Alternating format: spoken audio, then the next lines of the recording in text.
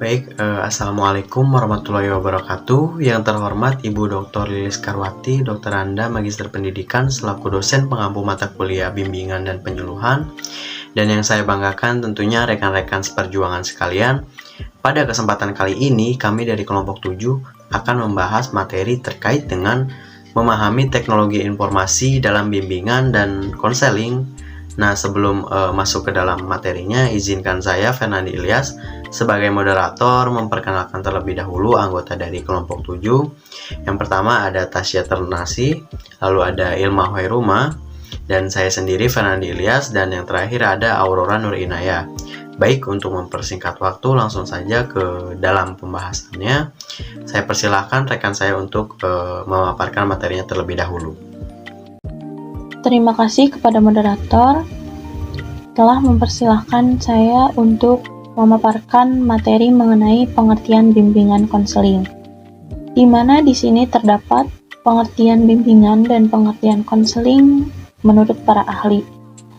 Yang pertama yaitu menurut Nata Wijaja dalam Susanto, bimbingan merupakan sebuah upaya pemberian bantuan kepada individu lain secara berkesinambungan supaya individu tersebut dapat memahami dirinya, sehingga individu tersebut dapat mengarahkan dirinya dan bertindak sesuai dengan keadaan yang dimana mereka berada, baik di sekolah, keluarga, masyarakat, ataupun dalam kehidupan pada umumnya.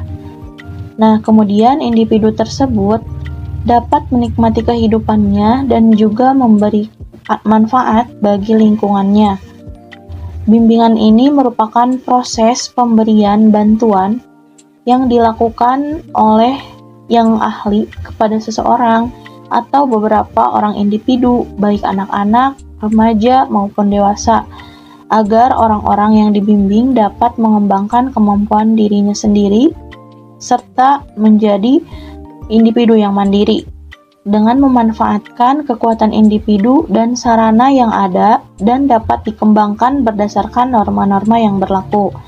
Sedangkan pengertian konseling menurut Capanak dalam Susanto yaitu konseling merupakan kegiatan yang dilakukan oleh konselor untuk membentuk suatu hubungan antara pemberi bantuan dengan seseorang yang meminta bantuan. Nah, jadi bantuan yang diberikan berupa keterampilan dan penciptaan suasana yang membantu orang lain agar dapat berhubungan baik dengan dirinya sendiri maupun berhubungan dengan orang lain atau dengan sekitarnya. Nah, konselor ini membantu kliennya dalam mencari solusi untuk pemecahan masalah yang dihadapi oleh klien tersebut. Konseling ini juga diartikan sebagai kegiatan tatap muka di mana antara konselor dan klien berupaya memberikan bantuan supaya klien dapat memahami dirinya sendiri serta permasalahan yang sedang dihadapinya. Nah, sehingga tercapailah tujuan dari konseling itu sendiri. Nah, jadi pengertian dari bimbingan dan konseling ini adalah upaya-upaya yang dilakukan oleh konselor untuk membantu individu yang membutuhkan bantuan agar mampu mengembangkan kemampuan dirinya serta dapat memecahkan masalah-masalah yang sedang dihadapinya.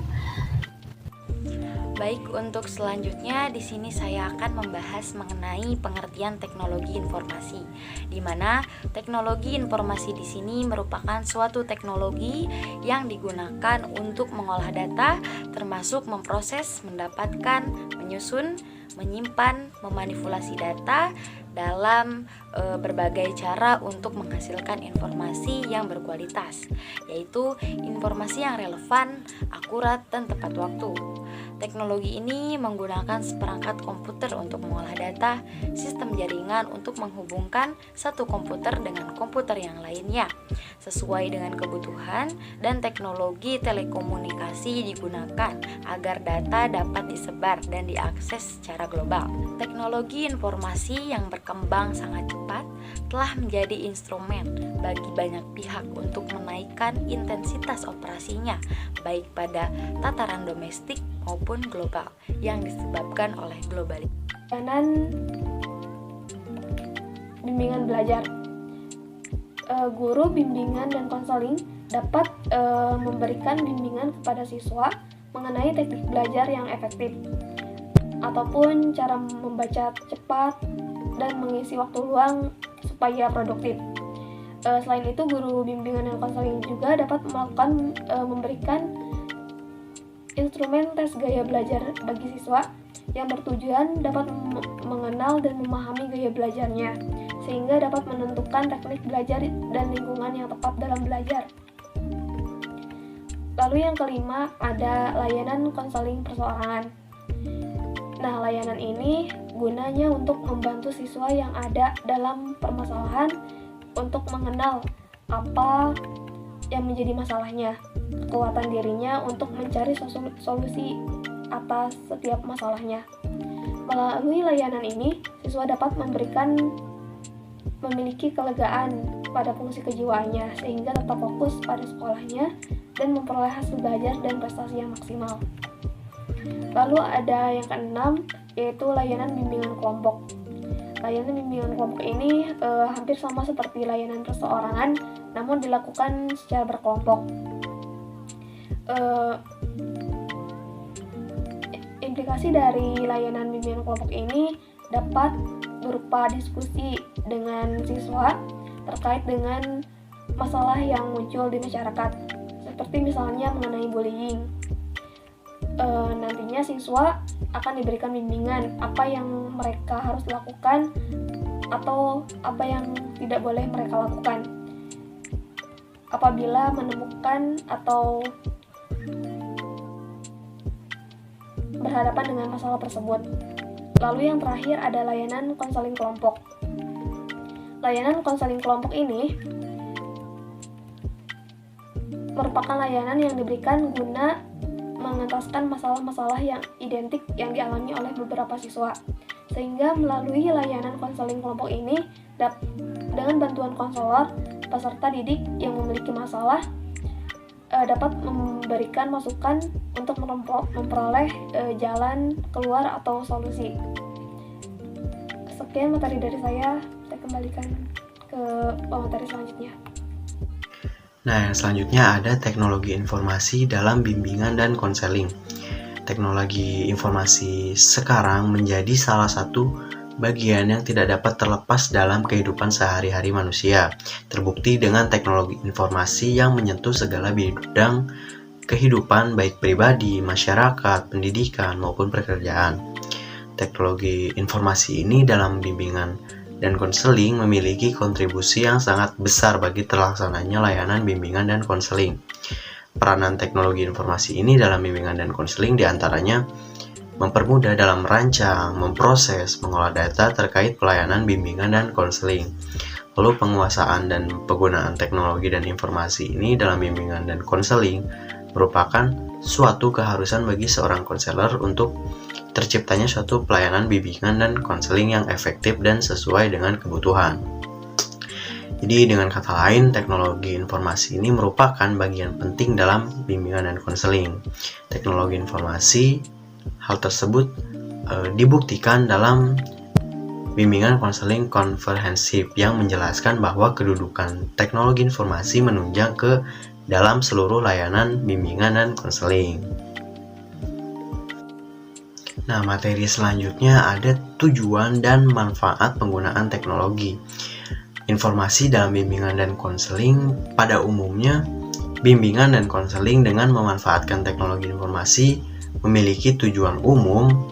Bimbingan dan konseling yaitu membantu siswa atau peserta didik memperoleh kehidupan yang membahagiakan serta berkembangnya potensi secara optimal melalui layanan bimbingan dan konseling. Namun secara lebih spesifik, bimbingan dan konseling memiliki tujuan sebagai berikut. Yang pertama, untuk mempermudah konselor dalam memberikan layanan bimbingan dan konseling kepada peserta didik. Kemudahan akses dan penyimpanan serta pengolahan data yang didapat melalui penggunaan teknologi informasi menjadi alasan utama mudahnya konselor dalam memberikan layanan bagi peserta didik. Lalu selanjutnya yang kedua, memberikan alat bantu baik bagi siswa maupun konselor dalam upaya melakukan investigasi tentang minat, bakat, serta pilihan karir, statistik pekerjaan, dan pendidikan yang dibutuhkan untuk memperoleh capaian karir tertentu, serta mengintai kesempatan yang bisa didapat. Lalu yang ketiga, membantu siswa dalam mencapai kesadaran diri, melakukan eksplorasi diri, memecahkan masalah pribadi serta sosial, dan mengembangkan keterampilan dalam mengambil keputusan dalam setiap masalah yang dihadapi. Lalu yang keempat, untuk meningkatkan minat atau daya tarik siswa terhadap pelayanan bimbingan dan konseling yang diselenggarakan oleh konselor. Nah, melalui perangkat multimedia yang disajikan oleh konselor, siswa akan tertarik untuk memahami materi layanan yang tentunya penting bagi perkembangannya dalam menjalani kehidupan secara mandiri. Lalu yang selanjutnya, mempermudah akses siswa dalam memperoleh layanan bimbingan dan konseling serta berbagai macam sumber informasi yang penting bagi pengembangan diri siswa. Nah, tujuan-tujuan di atas akan tercapai jika saja sistem serta manajemen instansi pendidikan memberikan dukungan penuh bagi para konselor di lapangan dengan memberikan sarana-sarana dan prasarana yang dibutuhkan. Selain itu, peningkatan kompetensi sumber daya manusia, terutama yang berkaitan dalam penggunaan alat berteknologi tinggi, baik software maupun hardware, juga sangat dibutuhkan. Nah, yang selanjutnya ada manfaat. Ada beberapa manfaat yang bisa didapat dalam melakukan bimbingan dan konseling ini sendiri dengan menggunakan teknologi dan informasi. Manfaat yang dimaksud dijelaskan sebagai berikut. Yang bagi siswa ya, sebagai subjek yang mendapat pelayanan bimbingan konseling antara lain, yang pertama, memicu ketertarikan minat siswa untuk memanfaatkan bimbingan dan konseling dengan penuh dukungan, minat, sikap, perhatian, motivasi, sehingga merasa betah untuk melibatkan diri dalam kegiatan layanan bimbingan dan konseling yang dilaksanakan. Lalu yang selanjutnya, siswa memperoleh kemudahan proses, efisiensi waktu dan tenaga dalam kegiatan bimbingan dan konseling. Karena dengan menggunakan media berbasis teknologi informasi dapat dihindarkan kebosanan akibat monotonitas penerapan metode konvensional. Selain siswa yang mendapatkan keuntungan, konselor juga dapat memperoleh keuntungan tentunya dari penyelenggaraan bimbingan dan konseling ini sendiri, yaitu yang pertama, menjadikan konselor sebagai pribadi yang terlatih, efektif, dan efisien dalam penggunaan ICT. Lalu menjadikan konselor sebagai pendidik yang memiliki kepedulian terhadap pendidikan dan penggunaan teknologi informasi dan komunikasi. Lalu menjadikan konselor lebih terampil terhadap tren penggunaan teknologi dalam bimbingan dan konseling. Lalu selanjutnya, menjadikan konselor memiliki kemampuan untuk menggunakan sumber-sumber teknologi lain yang dapat dimanfaatkan dalam proses bimbingan dan konseling. Lalu selanjutnya, menjadikan konselor lebih tertarik untuk mengembangkan perencanaan penggunaan teknologi dalam bimbingan dan konseling. Lalu meningkatkan kemampuan evaluasi atau assessment terhadap efektivitas penggunaan media komputer dalam penyelenggaraan bimbingan dan konseling.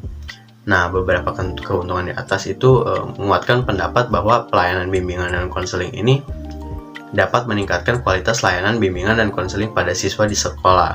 Seperti itu. Nah, baik dari seluruh pemaparan materi terkait dengan penggunaan teknologi informasi dalam bimbingan dan konseling, dapat saya simpulkan bahwa bimbingan membuat seseorang individu mempertimbangkan apa yang akan mereka lakukan, apakah yang mereka lakukan sudah tepat atau belum. Apabila dirasa belum memiliki jalan keluar yang pas, maka bimbingan ini menjadi jalan di mana untuk membuat pilihan-pilihan lain. Nah, lalu bimbingan menjadikan individu untuk memilih jalan hidupnya sendiri sejauh tidak mencampuri urusan orang lain. Individu tidak akan hidup dengan arahan orang lain, melainkan ditentukan oleh individu itu sendiri. Mau bagaimana dan akan seperti apa hidupnya, bimbingan konseling di Indonesia merupakan layanan yang sedang berkembang dalam dunia pendidikan.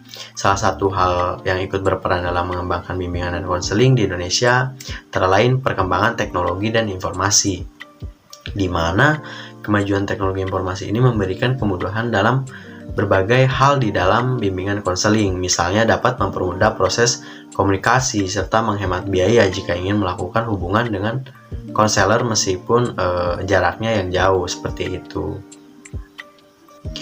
Oke teman-teman, mungkin cukup sekian pemaparan materi dari kami kelompok 7. Saya selaku moderator mewakili rekan-rekan kelompok 7 meminta maaf apabila masih banyak kekurangan dalam penyampaian dan salah dalam tutur kata. Terima kasih semua untuk perhatiannya. Sekian dari saya. Wassalamualaikum warahmatullahi wabarakatuh.